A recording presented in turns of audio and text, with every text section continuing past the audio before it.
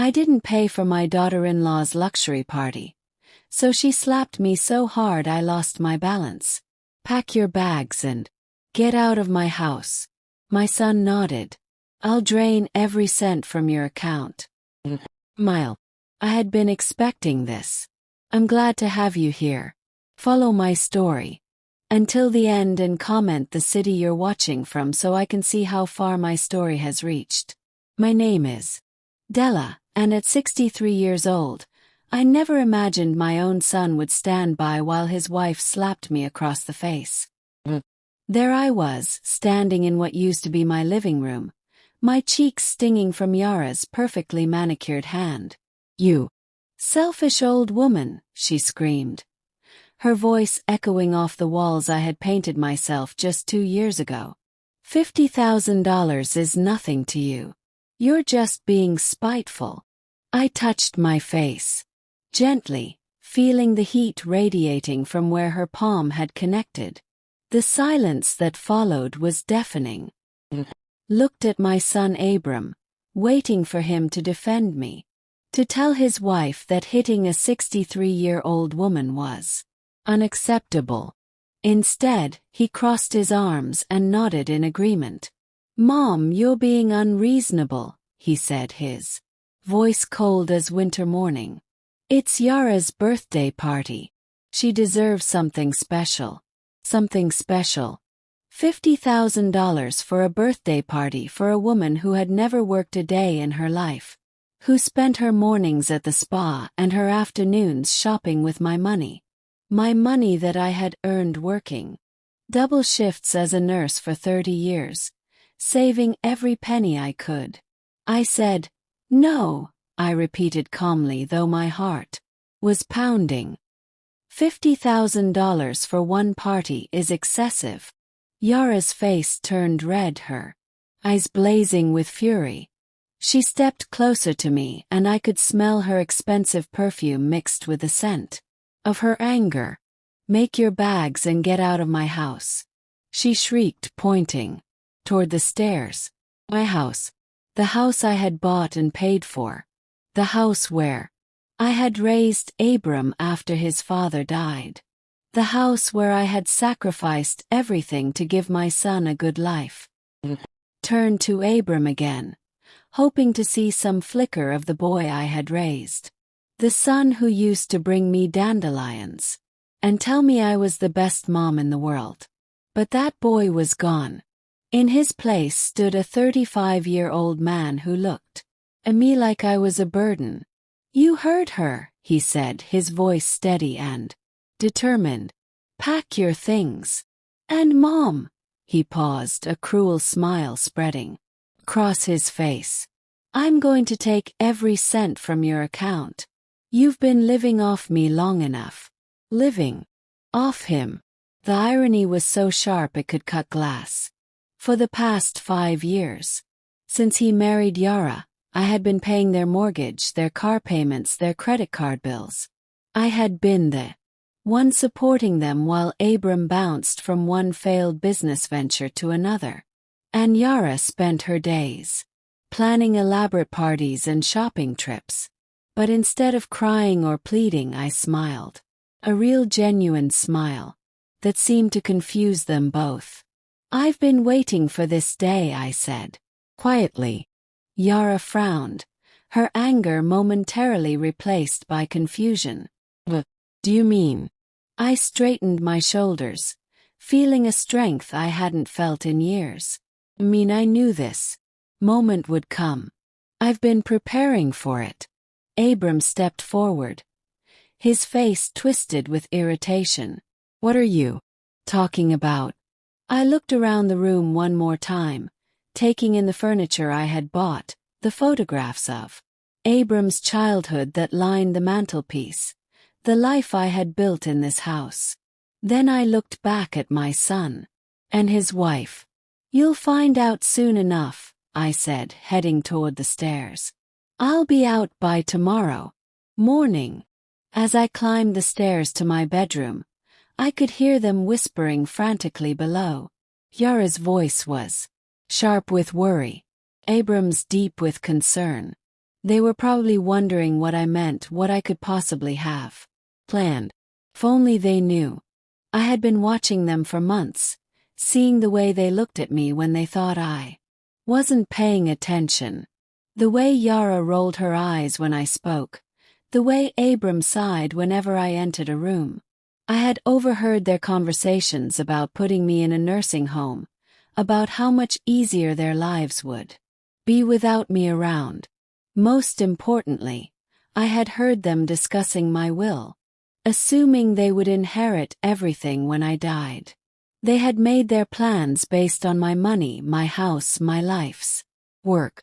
They had counted on my death to solve their financial problems, but I wasn't dead, and I wasn't the helpless old woman they thought I was. I pulled my suitcases from the closet, the same ones I had used for my honeymoon 40 years ago.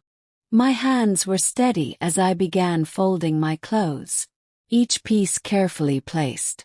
I wasn't rushing, wasn't panicking. For the first time in 5 years I felt completely calm. The bedroom door creaked open and Abram appeared in the doorway. His face was softer now, almost apologetic. "Mom, look," he began, his voice gentle. "Maybe we can work something out. Yara's just stressed about the party. She didn't mean to hit you." I continued packing, not bothering to look at him. "Yes, she did." He was quiet for a moment. "The thing about your account, I was just angry. We don't have to go that far." Now I did look at him, studying his face. He was handsome, my son. He looked like his father with the same dark hair and brown eyes. But there was something different in his expression now. Something calculating. "You're worried," I observed. "I'm not worried," he said quickly. "I just don't want things to end like this between us." I zipped up the first suitcase and reached for the second one.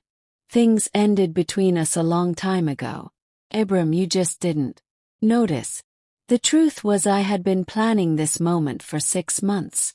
Ever since I overheard Yara on the phone with her mother laughing about how easy it was to manipulate the old bat into paying for everything. Ever since I found the brochures for expensive nursing homes hidden in Abram's office with notes about the costs and waiting lists, they thought I was a fool. They thought I was weak, dependent, trapped. Tomorrow they would learn just how wrong they were. The morning light filtered through my bedroom curtains as I folded the last of my clothes.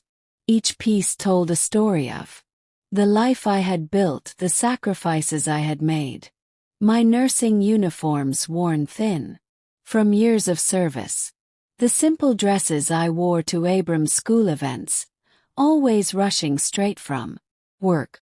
The black dress I had bought for Robert's funeral when my world collapsed and I became a single mother overnight. I was 28 when Robert died, a heart attack at 32, leaving me with a 5-year-old son and a mountain of medical debt that his insurance barely covered. I remember sitting in this very room, holding Abram while he cried for his daddy, wondering how I was going to survive. But I did survive. More than that, I thrived. I worked double shifts at the hospital, picked up extra weekend hours, took on private nursing cases when I could. I wanted to give Abram everything his father would have provided if he had lived. Every sacrifice felt worth it when I saw my son graduate high school, when he got accepted to college, when he walked across that stage to receive his diploma. I had been so proud, so foolishly, blindly proud.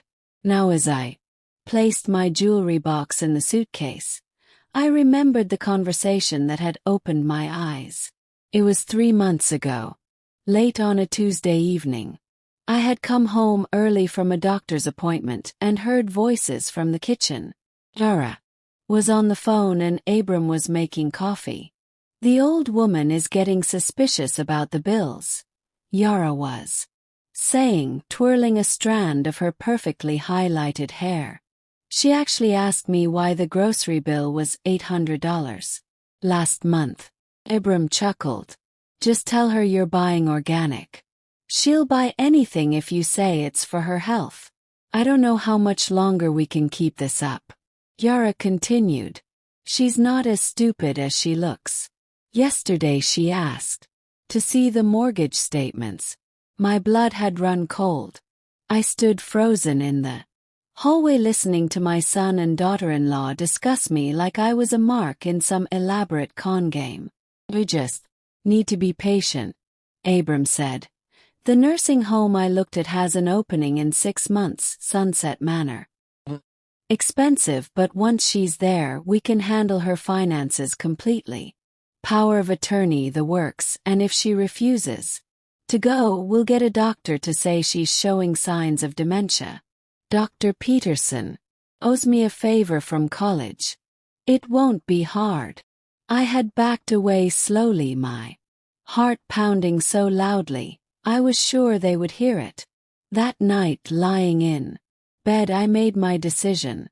If they wanted to play games with my life and my money, I would play too. But I would play to win. The next morning I started making calls. First to a lawyer downtown, one I had found through a colleague at the hospital, then to a real estate agent I had met at church. The plan I developed over the following weeks was simple but effective. They thought I was weak because I was old. They thought I was helpless because I lived in their house, paid their bills, made their lives comfortable.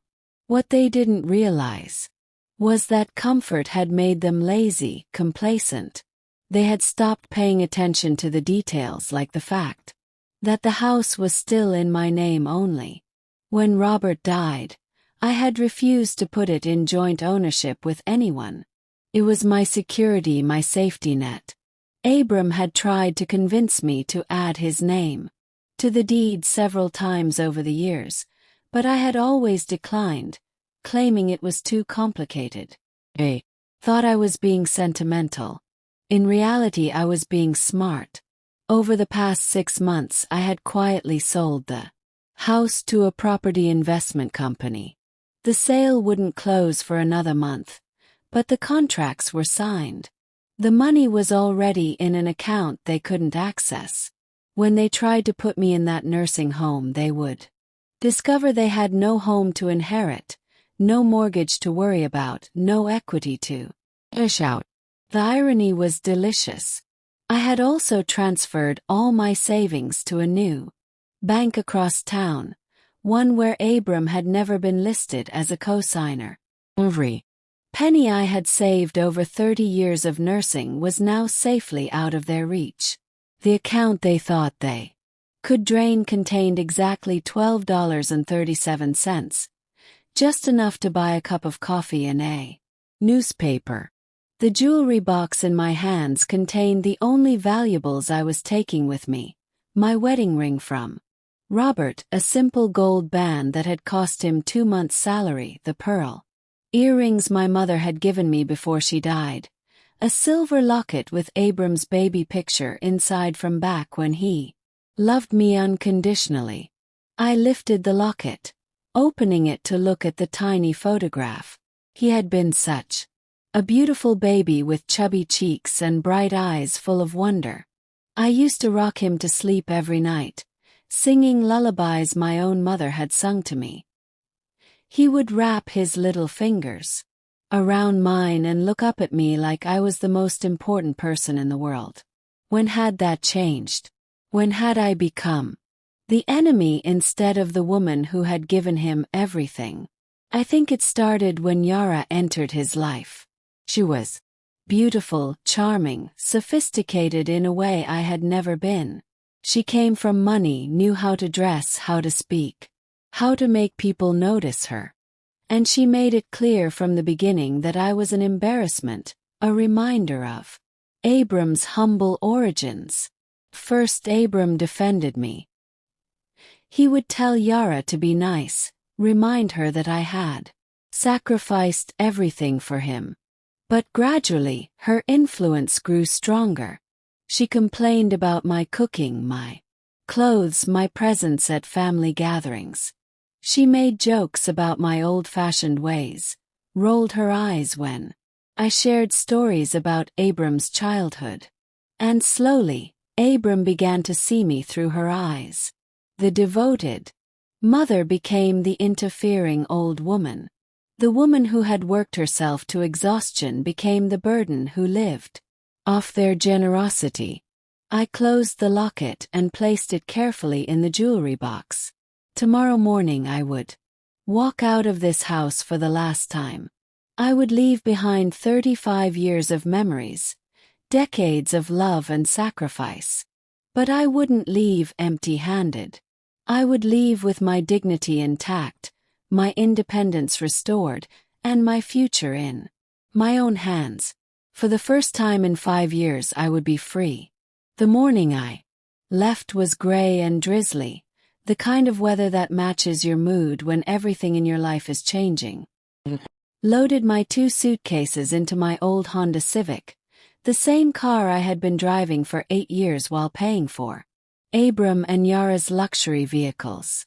Neither of them came downstairs to say goodbye. I could see Yara peeking through the bedroom curtains, probably making sure I was actually leaving. I took one last look at the house that had been my home for 35 years. The garden I had planted, the porch I had painted every few summers, the mailbox with our family name that I had installed when Abram was 12. It was hard to believe I was walking away from all of it, but the weight on my chest was lifting with every step I took toward my car. The drive across town took 20 minutes through neighborhoods that gradually became smaller, more modest. Wasn't moving to the wealthy side of town where I had lived for decades. Instead I was heading to Maple Street, a quiet area with small apartment buildings and houses where working people lived, real people who understood the value of a dollar earned through honest work. The apartment I had rented was on the second floor of a converted Victorian house. Mrs. Chen, my new landlady, met me at the front door with a warm smile and a cup of tea. She was 72, a widow who had converted her large family home into apartments after her husband passed away. "Welcome to your new home, dear," she said, helping me carry one of my suitcases up the narrow stairs. "I think you're going to be very happy here." The apartment was small but bright with hardwood floors and large windows that let in plenty of natural light. It had one bedroom, a tiny kitchen, and a living area that opened onto a small balcony overlooking the garden behind the house. After living in a 4-bedroom house for so many years, it felt almost impossibly compact, but it also felt peaceful in a way I had forgotten was possible. Mrs. Chen showed me around, pointing out the quirks of the old building, the bedroom window that stuck sometimes, the kitchen faucet that needed to be turned just right, the radiator that made gentle humming sounds on cold nights. These weren't problems to me, they were character. This place had soul, unlike the pristine house I had just left behind. "The rent is due on the first of each month," she said, handing me a cup of tea in her small kitchen downstairs.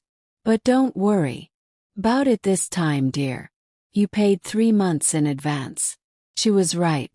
I had paid for the apartment 6 months ago, along with deposits for utilities and a small storage unit across town. I had been planning this move longer than even I realized, preparing for the day when staying would become impossible.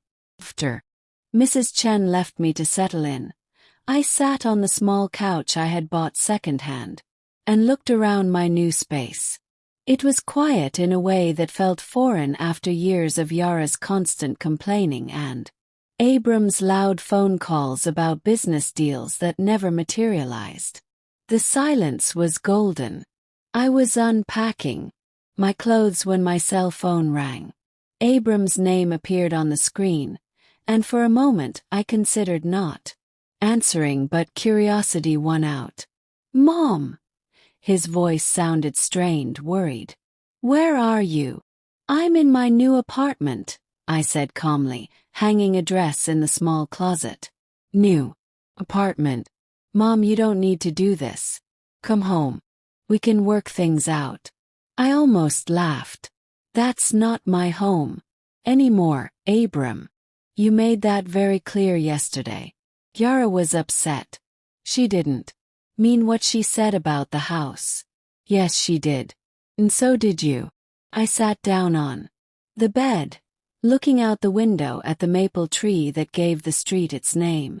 But that's fine. I've been preparing for this. There was a long pause. What do you mean preparing? Mean I sold the house, Abram. The silence that followed was so complete, I thought the call had dropped. Finally, he spoke, his voice barely a whisper. You what? I sold the house 6 months ago. The sale closes in 3 weeks. I thought you should know so you can start looking for somewhere else to live. The explosion of anger that came through the phone was so loud I had to hold it away from my ear. Yara was screaming in the background and Abram was shouting questions I couldn't quite make out. When the noise finally died down, he spoke again. You can't do this. The house is our home. We've invested money in renovations. With my money, I reminded him. And the house was never in name. It was mine to sell. But where are we supposed to go? We can't afford rent somewhere else. The irony wasn't lost on me. The man who had threatened to drain my bank account was now worried about paying his own way in the world. You'll figure it out, I said. You're both adults. You've been telling me I need to act my age and stop relying on family. I thought you'd appreciate me taking your advice. This is insane. You're being vindictive and cruel. Being practical. You wanted me out of your life. Now you have what you wanted. I hung up before he could respond. The phone rang immediately, but I turned it off. I wasn't ready for round 2 of that conversation. That evening, as I sat on my small balcony with a cup of tea, I felt something I hadn't experienced in years. Real deep, uninterrupted peace. There were no arguments downstairs, no tension hanging in the air like smoke. No one was discussing my money or my future without including me in the conversation. For the first time in 5 years, I was living in my own space, making my own decisions, answering to no one but myself. The next morning I walked to the small cafe 3 blocks away and bought myself breakfast. Real breakfast. Not the expensive organic nonsense Yara insisted on. Scrambled eggs, wheat, toast, and coffee that cost $3 instead of $8. I sat by the window and watched ordinary people going about their ordinary lives, and it felt extraordinary to be one of them again. When I got back to the apartment, there was a message on my answering machine. It was from a lawyer I didn't recognize. Mrs. Morrison, this is David Klein from Klein & Associates. Your son has hired me to look into reversing the sale of your house. Please call me at your earliest convenience. I smiled as I deleted the message. Let him hire all the lawyers he wanted. The sale was legal, binding, and completely within my rights as the sole owner of the property. There was nothing to reverse, nothing to challenge. But there was one more surprise waiting for them, one I hadn't mentioned during our phone call. The house sale had left me with a significant profit, money I had immediately invested in a trust fund that would provide me with monthly income for the rest of my life.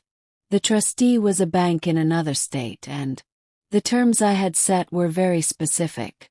If anyone tried to claim I was mentally incompetent or unable to make my own decisions, the trust would be investigated by an independent board of doctors and lawyers. If they found me competent, which they would, any family member who had challenged my mental state would be permanently excluded from any inheritance. Abram and Yara thought They were dealing with a confused old woman who could be easily manipulated or discarded. They were about to learn that the woman who had raised a child alone, worked her way through nursing school, and built a life from nothing was far from helpless. Their real education was just beginning. It was Mrs. Patterson from next door who called to tell me about the scene at the house. I had known Eleanor Patterson for 20 years, and she had never been one for gossip, which made her phone call all the more significant. "Della dear," she said, her voice tight with concern. "I thought you should know. What's happening over there? That boy of yours and his wife have been shouting at each other for 3 days straight. Yesterday, I saw them loading boxes into their cars. Are they moving?" I was sitting in my new kitchen having just finished a simple lunch of soup and crackers. Through my window, I could see Mrs. Chen tending to her garden, humming softly to herself. The contrast between this peaceful scene and what Ella Lehner was describing felt surreal. "Believe they are," I said calmly. "The house sold, so they'll need to find somewhere else to live."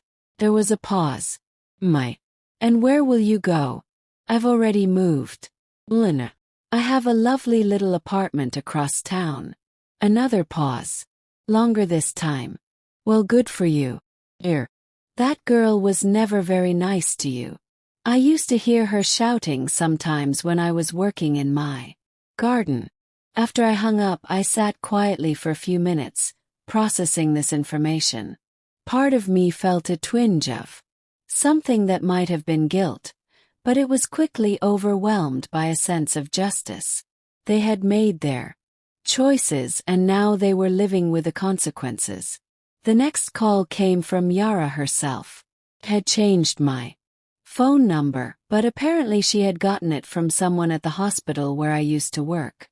Her voice was different now, lacking the confident arrogance I had grown used to over the years.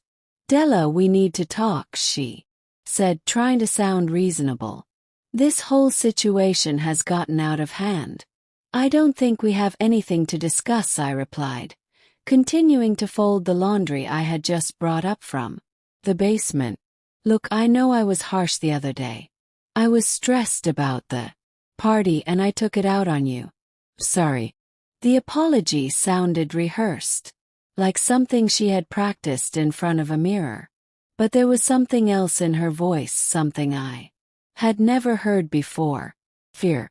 "I appreciate the apology," I said, "but it doesn't change anything. Has to change something."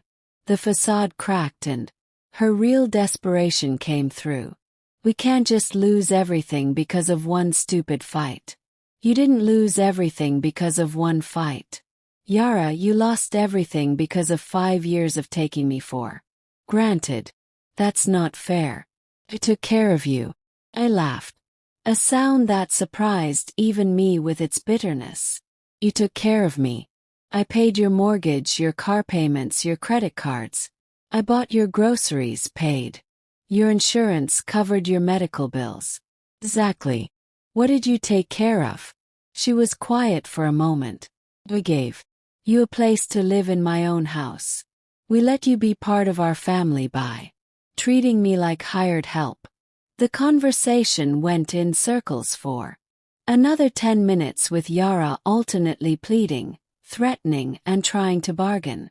She offered to give me a bigger room in whatever house they moved to. She promised Abram would be nicer to me. She even suggested we could all go to family counseling together. What she never offered was a genuine apology or any acknowledgement of how they had really treated me. Even in her desperation, she couldn't see me as anything more than a problem to be solved. I hung up when she started crying, not because I felt sorry for her, but because the tears felt as false as everything else about her. 3 days later, I was at the grocery store when I ran into Dolores Martinez, another neighbor from my old street. She rushed over to me with the eager energy of someone bursting to share dramatic news. Della, I heard about what happened. The whole neighborhood is talking about it. I selected a box of tea from the shelf, trying to look casual. Oh, what are they saying? Well, the Hendersons saw moving trucks at your house yesterday. Susan Walsh said she heard Yara crying on the phone to someone about having to move into a one-bedroom apartment in the Riverside district. Riverside. I knew that area. It was where young couples lived when they were just starting out in small apartments with thin walls and no amenities. It was a far cry from the four-bedroom house with a large yard and two-car garage that I had provided for them. And Dolores continued, lowering her voice. Conspirator ally Jim Morrison from the hardware store said Abram came in asking about jobs. Apparently he's looking for work. This was interesting. Abram hadn't held a steady job in 3 years, always claiming he was working on business deals or investment opportunities that never materialized. I had been supporting all of his ventures, funding his failures with my nursing income and savings. That's good for him, I said, diplomatically. Everyone should contribute to society. Oh, absolutely. Dolores agreed quickly. Just surprising, you know. He always seemed to think he was above regular work. At evening, I called Margaret Foster, my oldest friend from the hospital. We had worked together for 15 years before she retired, and she had always been one of the few people who saw through Yara's act. I heard about your situation, she said without preamble when she answered the phone. Good for you, Della. It was about time. You think I did the right thing? Honey, you should have done it years ago. That girl was bleeding you dry and your son was letting her do it. Margaret had never been one to sugarcoat her opinions, which was one of the reasons I valued her friendship so. I ran into Carol Jenkins at the pharmacy today, she continued. She said, Yara came in looking for a job application. Can you imagine that girl who thought she was too good to work is finally going to have to get her hands dirty? The idea of Yara working behind a pharmacy counter was almost comical. I tried not to take too much satisfaction in it. Almost. Have you heard from Abram? Margaret asked. Called a few times, left some messages I haven't returned. What does he say? I thought about the increasingly desperate voicemails. The first few had been angry, demanding that I reverse the house sale and come back. Then they had shifted to pleading with Abram, claiming he hadn't realized how much I had been contributing to their lifestyle.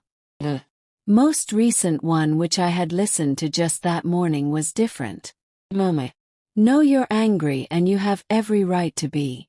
I've been thinking about things about how we treated you and I'm starting to understand. Can we please talk?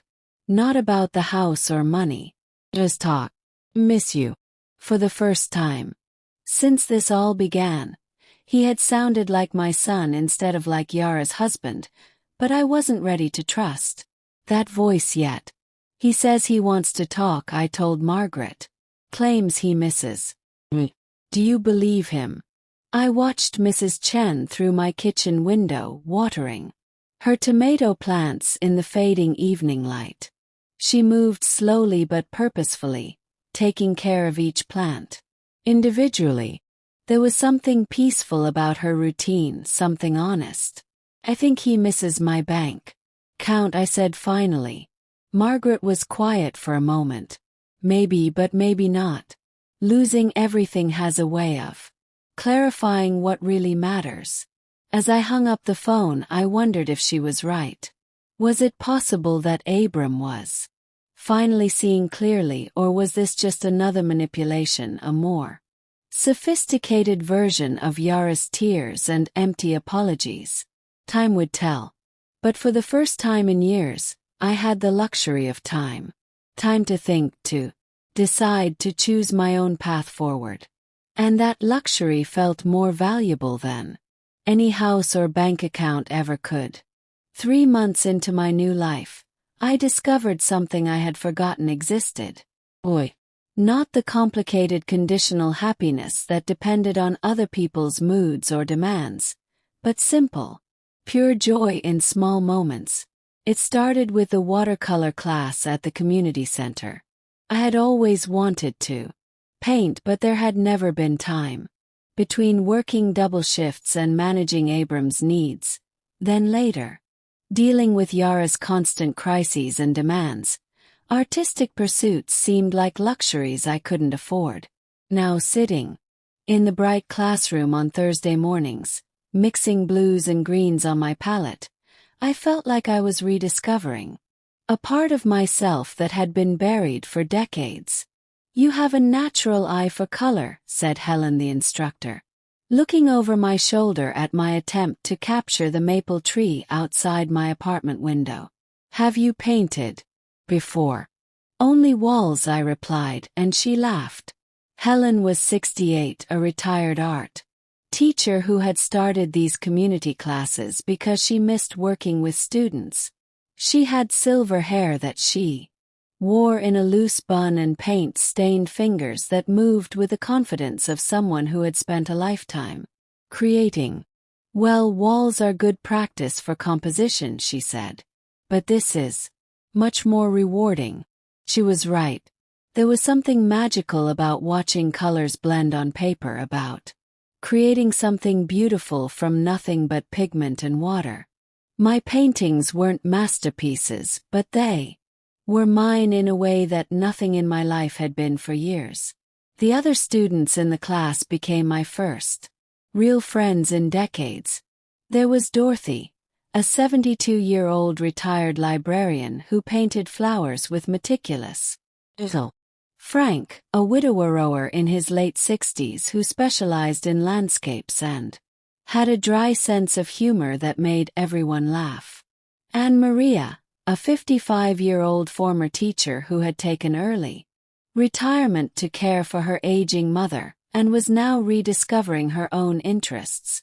We started meeting for coffee after class, then expanded to lunch on Tuesdays and occasional trips to art museums in the city.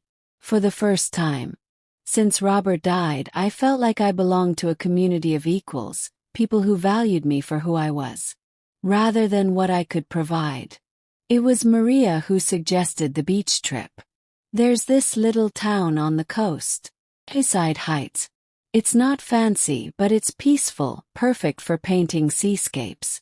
The idea excited me more than should have. I hadn't taken a vacation in 15 years, always claiming I couldn't afford it or couldn't leave Abram and Yara to manage on their own. Now I realized I had been the only thing stopping myself. We rented a small cottage for a long weekend in October when the summer crowds were gone and the light had that golden quality that painters love. I stood on the beach at sunrise watching the waves roll in, breathing salt air and feeling more alive than I had in decades. This is what freedom looks like, Dorothy said, setting up her easel beside mine. She was right. Freedom wasn't just the absence of demands and obligations. It was the presence of choice. The ability to wake up each morning and decide what mattered to you that day. While we were away, I received another letter from Abram. I had been getting them regularly, 1 or 2 a week, but I had stopped opening most of them. This one was different, though. The envelope was addressed in his own handwriting rather than typed, and something about it made me curious enough to read it. Dear Mom. It began, and I could almost hear his voice saying the words. I know you probably won't read this, and I understand why. I've had 3 months to think about everything that happened, about the way we treated you, and I'm ashamed of the man I became. Yara and I separated last month. She moved back in with her parents in California. She couldn't handle our new reality, the apartment, the jobs, the life without your support. When things got hard, she blamed everyone but herself. She blamed you for being vindictive, me for not standing up to you, the world for being unfair. She never once acknowledged that. We brought this on ourselves. I'm working now, Mom. Really working. I got a job at Henderson Construction, the same company where I worked summers during high school. Do you remember? You were so proud when I came home with my first paycheck, covered in sawdust and exhausted but happy. I had forgotten what that felt like, earning something through honest work. Living alone in that little apartment has given me time to remember things I had pushed aside. Like how you worked those double shifts to pay for my college. Like how you never missed a parent-teacher conference, even when you were so tired you could barely stand. Like how you always made my birthday special, even when money was. I remember the year I turned 12 when money was really bad after Dad died. You worked extra shifts for weeks to buy me that bicycle I wanted. I found out later that you didn't buy yourself a winter coat that year because you couldn't afford both. I never thanked you for that coat you didn't buy, Mom. I never thanked you for a lot of things. I'm not writing this to ask you to forgive me, though I hope someday you might. I'm not asking you to come back or to help us financially. I'm writing because I need you to know that I finally understand what I lost when I chose Yara's comfort over your dignity. I lost my mother, the woman who sacrificed everything for me, the woman who loved me unconditionally until I made that love impossible to give. Hope you're happy wherever you are. I hope you're painting or traveling or doing all those things you put off to. Take care of me. You deserve happiness, Mom. You always did love, Abram. I read the letter 3 times, sitting on the cottage porch while my friends painted the sunset. Each reading brought different emotions. Surprise, skepticism, sadness, and something that might have been hope. Was this real? Had losing everything truly changed him, or was this just a more sophisticated manipulation? The tone was different from his previous letters, less desperate and more reflective. But I had been fooled before. Frank found me there an hour later, the letter still in my hands, tears on my cheeks. Bad news from home? He asked gently. I showed him the letter. Frank had become something of a confidant over these months, partly because he was a good listener and partly because he had his own complicated relationship with his adult children. He read it carefully, then handed it back. What do you think? Think he sounds different, but I don't know if I can trust that. Frank was quiet for a moment, watching a seagull pick at something in the sand. You know what I learned when Margaret died? Sometimes people don't change until they lose everything that matters to them. The question is whether they learn the right lesson from the loss. What do you mean? Well, some people lose everything and decide the world is unfair, that they're victims, that someone else is to blame. Others lose everything and realize they were the author of their own misfortune. The letter sounds like he might be in the second category, but only time will tell. That night I sat on the beach alone, listening to the waves and thinking about forgiveness. Not the kind of forgiveness that meant forgetting what had happened or returning to the old patterns, but the kind that meant releasing the anger that had been eating at me for so long. I thought about Robert and what he would have wanted for our son. He had been a good man, patient and kind, and he had loved Abram fiercely in the short time they had together.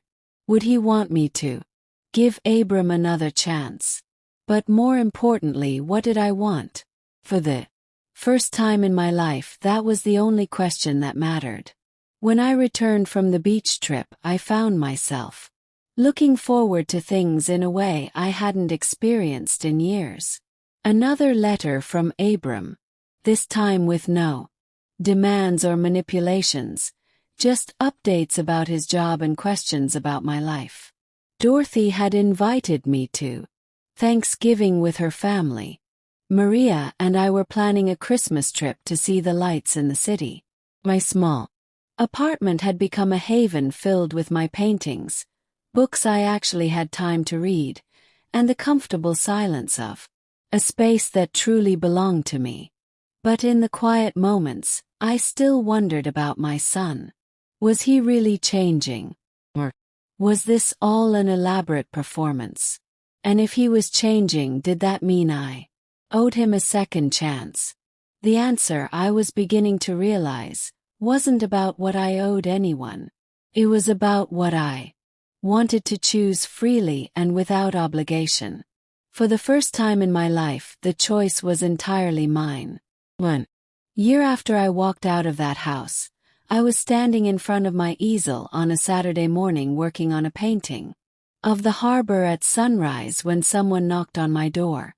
Mrs. Chen was visiting her daughter in Portland, so I wasn't expecting anyone. My painting friends usually called first, and the mailman had already been by. Through the peephole, I saw Abram standing in the hallway holding a small bouquet of flowers. Not the expensive arrangements Yara used to demand, but simple daisies and baby's breath from the grocery store. He looked different than he had a year ago, thinner but healthier somehow. His clothes were clean but modest, and his face had the kind of weathered look that comes from honest work. I opened the door but left the chain latch engaged. "Hello, Mom," he said quietly. "I know I should have called first." "Yes, you should have." My voice was calmer than I felt. "What do you want, Abram?"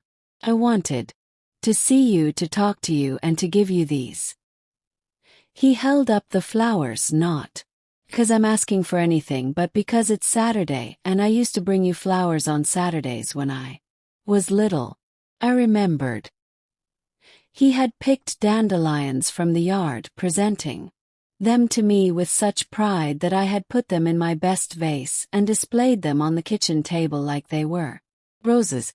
"I can't stay long," he continued. "I have to work this afternoon, but I hoped we could talk for few minutes." I studied his face through the crack in the door. There was no desperation there now, no calculation. He looked like someone who had accepted disappointment and learned to live with. I unlatched the chain and opened the door. "Come in," I said. "But I'm not making coffee. You get water or nothing." He smiled at that, a real smile that reminded me of the boy he used to be. "Water's fine." He looked around my small apartment, taking in the paintings on the walls, the books stacked on every available surface, the comfortable chaos of a life lived for one person's pleasure. "This is nice, Mom. Really nice. Feels like you." Handed him a glass of water and sat down across from him. "What did you want to talk about?"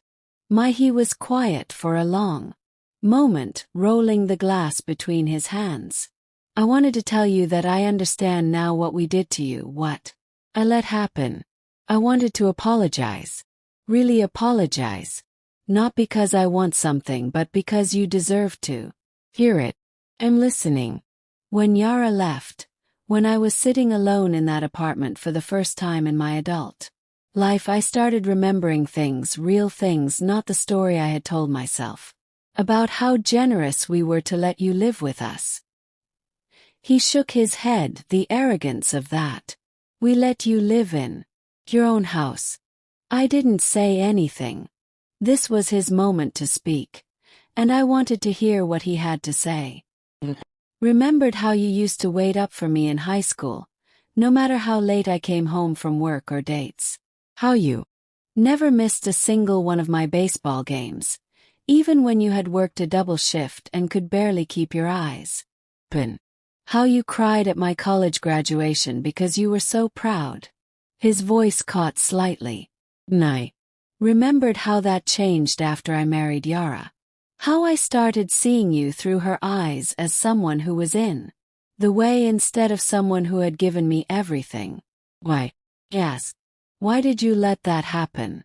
He was quiet for a long "'Cause it was easier. It was easier to believe that you were the problem than to admit that I had become someone who took advantage of the person who loved him most. The honesty in his voice surprised me. This wasn't the polished apology I had expected, the kind calculated to get him what he wanted. This was raw, uncomfortable truth. Yara made it easy to justify, he continued. She was so good at making your generosity seem like interference. Your presence seemed like an intrusion. But the truth is, I let her do it. 'Cause I was selfish. I liked the lifestyle your money provided, and I didn't want to work for it myself. Looked at him, really looked at him, and saw something I hadn't seen in years. Shame. Real shame. The kind that comes from acknowledging your own failures rather than blaming others for them. What do you want from me now? Asked. Nothing, he said. And I believed him. I want your forgiveness someday if you can manage it. And I want the chance to show you that I'm not that person anymore. But I'm not asking you to help me financially or to come back and take care of me or to pretend like nothing happened. He set his glass down and looked directly at me. I want to earn the right to be your son again if that's possible. Felt something shift in my chest. A loosening of the anger I had carried for so long. Not forgiveness, not yet, but the possibility of it. How? Asked. However you'll let me. Maybe we could have lunch once a month somewhere public where you feel safe. Maybe you could tell me about your painting and I could tell you about my job. Maybe we could start small and see if we can build something real this time. I thought about the life I had built over the past year. The friends who valued me, the hobbies that brought me joy, the peace I had found in my small apartment. None of that would change because I chose to give my son a chance. It was all still mine, secure and independent of his presence or absence in my life. Once a month, I said. Finally. Lunch at Romano's on 3rd Street. We split the check. And if you ever try to manipulate me or ask me for money, it's over permanently. Relief flooded his face. Thank you, Mom. I won't let you down. You already did let me down, Abram. The question is whether you've learned enough to avoid doing it again. He stood up, leaving the flowers on my coffee table. Ev. Promise. Ev. After he left, I sat with his flowers for a long time, thinking about second chances and the difference between forgiveness and foolishness. The truth was, I didn't know if he had really changed or if this was just a more sophisticated version of his old manipulations. But I realized it didn't matter. I wasn't the same woman who had lived in fear of losing his love, who had sacrificed her own dignity to maintain a relationship with someone who didn't respect her. I was stronger now, more complete in myself. If he disappointed me again, I would survive it. He proved himself worthy of trust. I would be glad to have my son back. But either way, I would be fine. That evening I called Dorothy to tell her about Abram's visit. She listened without judgment, then said something that crystallized everything I had been feeling. You know what I love about this story, Della? You're not making this decision from a place of need anymore. You're making it from a place of strength. She was right. For the first time in my relationship with my son, I had all the power. I had my own life, my own money, my own friends, my own happiness. I didn't need him to complete me or validate me or take care of me in my old age. I was choosing to give him a chance, not because I had to, but because I wanted to see if the man he was becoming was someone I could respect. 3 months later, we had our 4th lunch at Romano's. Abram told me about the promotion he had earned at the construction company, and I showed him pictures from my latest painting trip with Dorothy and Maria. We talked about books we had read, movies we had seen, the small details of our separate lives. It wasn't the relationship we used to have, built on need and obligation and unspoken resentments. It was something new, something honest, something between two adults who were choosing to know each other. As I walked back to my apartment that afternoon, I thought about the woman I had been a year ago, standing in that living room with a stinging cheek and a broken heart. Couldn't have imagined this life, couldn't have conceived of a happiness that belonged entirely to her. The greatest gift Yara had given me, though she would never know it, was that slap that forced me to finally choose myself. In trying to destroy me, she had liberated me. I was 64 years old and for the first time in my life, I was exactly where I wanted to be with exactly the people I chose to have around me. Living exactly the life I had created for myself.